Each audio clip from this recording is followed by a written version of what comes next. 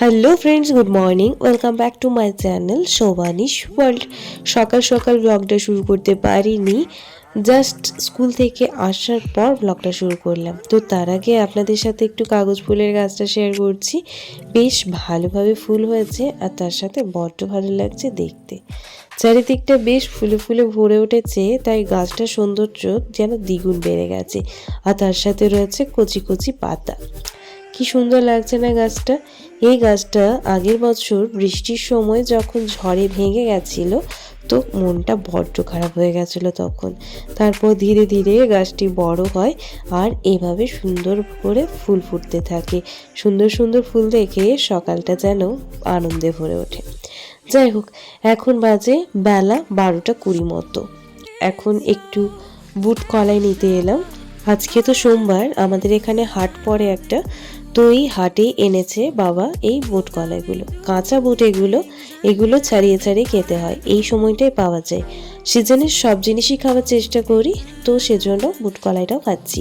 আর এদিকে মা চাল মেলেছে, তার সাথে রোদ্দুর এসেছে দেখুন, আর তার সাথে চলছে জোরালো হাওয়া।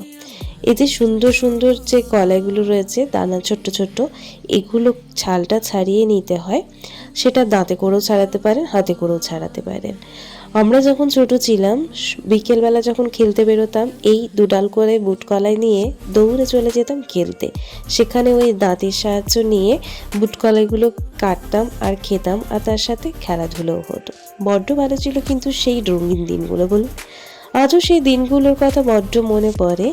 যাই হোক, আজকে বড় হয়ে গেছি এখন, সেই খেলার দিনগুলো হয়তো ফিরে পাচ্ছি না, কিন্তু তখনকার এখনকার জিনিসের মধ্যে কিন্তু কোনো তফাৎ নেই।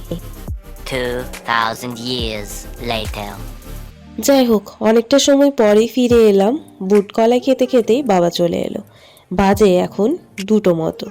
তো আজকে লাঞ্চে রয়েছে সাদা ভাত, এখানে রয়েছে শাক ভাজা।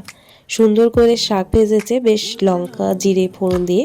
এখানে রয়েছে পেঁপে আলু দিয়ে একটু নিরামিষ সবজি, আর এখানে রয়েছে টমেটো আলু দিয়ে পোস্ত। তো চলুন এখন ঝটপট করে লাঞ্চটা কমপ্লিট করে নিই। চলুন, আমাদের লাঞ্চ সবার কমপ্লিট হয়ে গেছে। এখন গ্যাসটা একটু পরিষ্কার করে নেব। গ্যাসটা আজ বড্ড নোংরা হয়ে গেছে, সেজন্য একটু মাজনটা দিয়ে একটু পরিষ্কার করে নেব। সেজন্য এই প্রসেসটা ফলো করা। এরকম করে গ্যাস পরিষ্কার করলে দেখি গ্যাসটা বড্ড চকচক করে, একদম নতুনের মতো। চলুন, গ্যাসটা পরিষ্কার করে নিয়ে তারপর যাব রেস্ট করতে। ঝটপট করে গ্যাসটা ক্লিন করে নেওয়া যাক। much later. Good afternoon everyone. এখন বাজে বিকেল 5টা মতো। এখন তো বিকেলটা অনেকটাই বড়, মানে বেলাটা অনেকটাই বড় হয়ে গেছে, তাই 5টার সময় কিন্তু বেশ ভালোই রোদ আছে। তো রোদ্দুরটা হালকা হালকা রয়েছে, সেজন্য এখনই বেরিয়ে যাচ্ছি হাঁটার জন্য। আমি কয়েকটা দিন ধরে হলো ইভিনিং ওয়াকটা শুরু করেছি। তো বেরিয়ে পড়েছি আমি আর মা মিলে। চলুন একটু হেঁটে আসা যাক, তাতে মনটাও ভালো লাগে আর শরীরে কাজও দেয়। আর এই দেখুন, পাখিগুলো সারাদিন খাবার খোঁজার পর এদিক সেদিক বেরিয়ে এখন চললো নিজের বাড়ি ফিরে। এই পড়ন্ত বিকেলটা কিন্তু অনেক কিছু জানান দেয়, বলুন। সূর্যি মামাও তার বাড়ি ফিরে যায়, আর পাখিরাও ফিরে যাচ্ছে নিজেদের বাড়ি। আর আমরা যাচ্ছি ইভিনিং ওয়াকের উদ্দেশ্যে। কিছু দূর হাঁটতে যাব, তারপর বাড়ি ফিরে যাব বিয়ে বাড়ি। Much later. Good evening everyone. এখন বাজে সন্ধে নয়, ঠিক রাত্রি হয়ে গেছে। এখন বাজে রাত্রি 8টা মতো। তো রেডি হয়ে গেছি, জাস্ট সিম্পলের মধ্যেই লুকটা রাখলাম।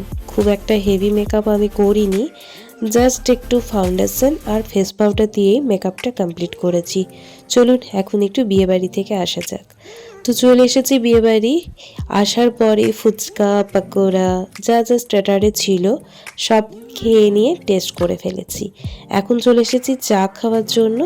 তো চাটা বড্ড ভালো করেছিল, যেহেতু মাটির ভাঁড়ে চা দিচ্ছিল তাই খাচ্ছিলাম, নইলে চা আমি বিয়েবাড়িতে সাধারণত খাই না। যাই হোক, আর এদিকে রয়েছে ওই যে ব্রাইড অ্যান্ড গ্রুম, আর তার সাথে রয়েছে ডেকোরেশন। তো এদিক সেদিক একটু ঘুরে নেওয়ার পর চলে এসেছে এখন খাবার টেবিলে। মেনুটা আপনারা পজ করে দেখে নিতে পারেন, পুরো মেনুটা আমার কিন্তু শেয়ার করা হয়নি। তো ডেকোরেশনটা বড্ড ভালো ছিল, তার সাথে মেনুগুলো। তো বসে পড়েছি, আমাদের পাতাও দিয়ে দিয়েছে, তার সাথে স্যালাডও দিয়ে দিয়েছে আর জলও দিয়ে দিয়েছে। এরপর বাকি যা আইটেম রয়েছে সেগুলো একে একে সার্ভ করবে আর আমরাও খেতে শুরু করব।